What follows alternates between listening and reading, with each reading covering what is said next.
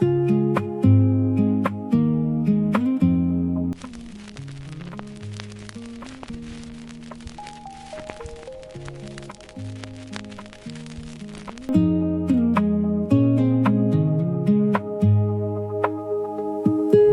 you from the bottom of my heart for bringing Jonathan into my life, into mine and Joni's life. Doug Weiss has gone unusually quiet, and the timing is hard to ignore. Jonathan Lamb has spoken publicly, Joni Lamb is gone, and Daystar is entering a completely different chapter. But is Doug's silence really connected to Jonathan's latest statement? Or is something much bigger happening behind the scenes? Because one detail from Jonathan's earlier conflict with Daystar could change the way you see Doug's silence entirely. Doug Weiss was once highly visible on Daystar. After marrying Joni Lamb in 2023, he became part of the network's public-facing world and co-hosted Ministry Now with her. Daystar itself describes Joni as its president and Doug as her co-host. So when a man who was once regularly seen on the network becomes much less visible, people naturally start asking questions. But there is a detail that changes the entire picture. Joni Lamb died on May 7, 2026, at 65. Before her death, Doug had announced that she had suffered a back injury and would be away from the air. Daystar later said she had also been dealing with serious health problems privately.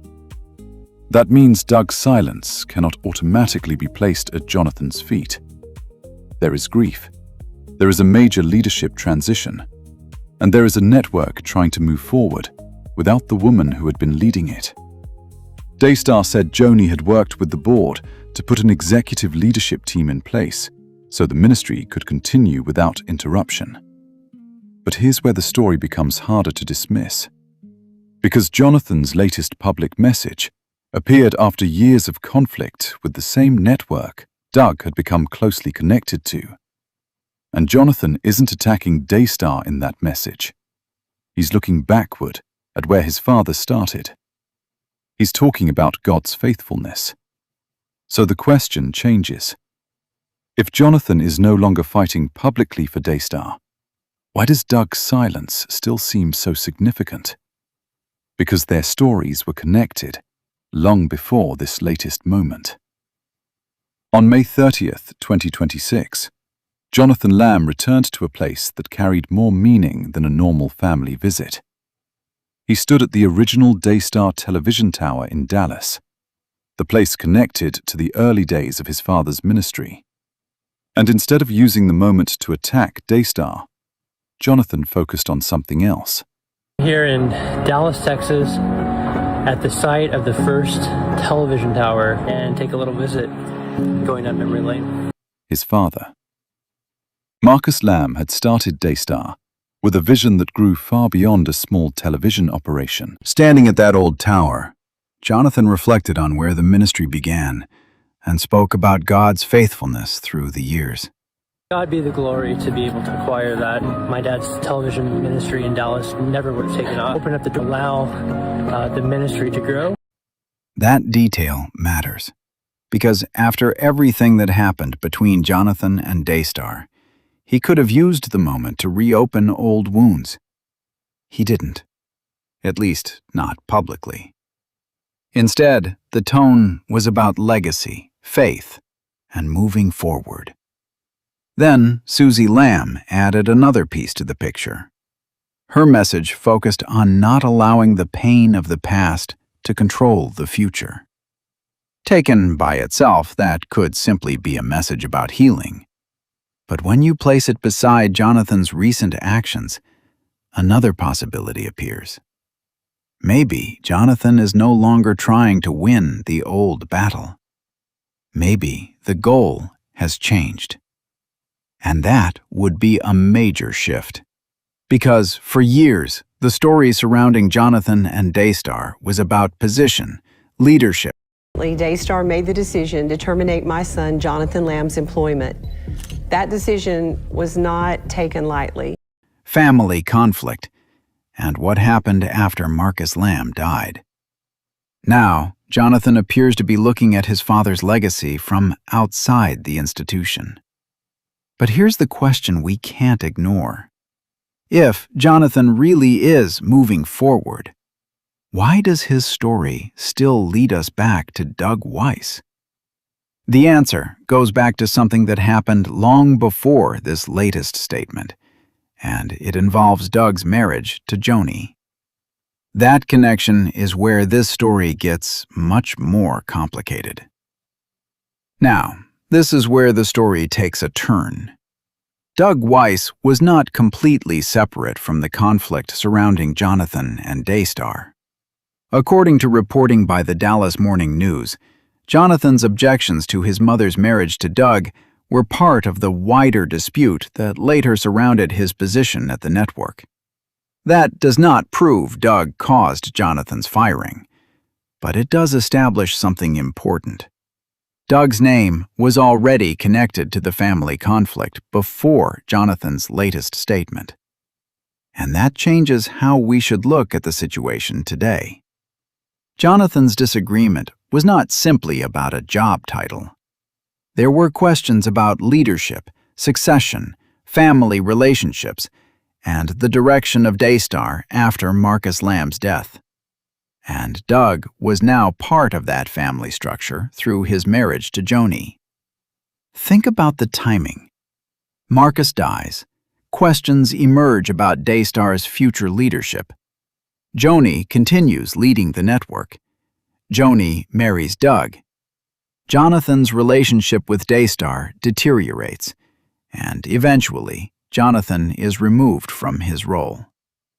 Years later, Jonathan returns publicly to the story of his father's legacy. Meanwhile, Doug is much less visible. That doesn't give us a secret explanation, but it gives us a timeline. And sometimes, the timeline tells us more than a headline does. Because there is another important question. What exactly happened between Jonathan and Daystar that turned a family succession issue into a public dispute? To understand that, we have to go back to 2024, when the disagreement became much harder to keep private. To understand why Jonathan's latest statement matters, we have to go back to 2024. That was when the private family conflict became a public dispute. Jonathan had been part of Daystar's leadership, but his role changed. According to the Dallas Morning News, he had been removed from the board and from his position as vice president. Jonathan said this followed his refusal to sign a non-disclosure agreement. Daystar gave a different explanation, saying he failed to satisfy a detailed performance improvement plan. And then came the question of succession. Daystar said Jonathan's public accusations were connected to his disappointment over not being designated as the network's future president after Marcus Lamb's death. Jonathan disputed that explanation. So there were already two very different stories. One side said this was about leadership, performance, and Jonathan's conduct. The other side said much deeper family and moral issues were involved. Then Jonathan and Susie made allegations involving a family member and former Daystar employee. Their claims became public, and the controversy expanded beyond the Lamb family. Daystar denied the accusations of a cover-up. The controversy also led to departures and pauses involving some prominent television personalities, while police in Colleyville reopened an investigation into the allegations. But notice something. Doug Weiss was already part of this story, because Jonathan's objections to Doug's marriage to Joni were reportedly referenced in the dispute surrounding Jonathan's employment. That doesn't prove Doug caused Jonathan's firing, But it does explain why his name keeps appearing whenever the old conflict comes back into focus. And then, in 2026, The person at the center of this family structure was suddenly gone. Joni Lamb died on May 7th, and that is where this story changes completely. And then came May 7th, 2026. Joni Lamb died at 65. Daystar's board confirmed her death and described her as someone whose faith had shaped the ministry from the beginning. Just weeks earlier, Doug had publicly explained that Joni was dealing with serious health problems after suffering a back injury. That changes the questions surrounding Doug. Because Doug was not simply watching Daystar from the outside. He was Joni's husband and her co-host on Ministry Now. So if he becomes less visible after her death, there is an obvious explanation that has nothing to do with Jonathan. Grief. But there is another layer. Joni's death also created a leadership question inside Daystar. Who now carries the responsibility she held? And what happens to the family structure that had already been under pressure? That is why Jonathan's latest public posture matters.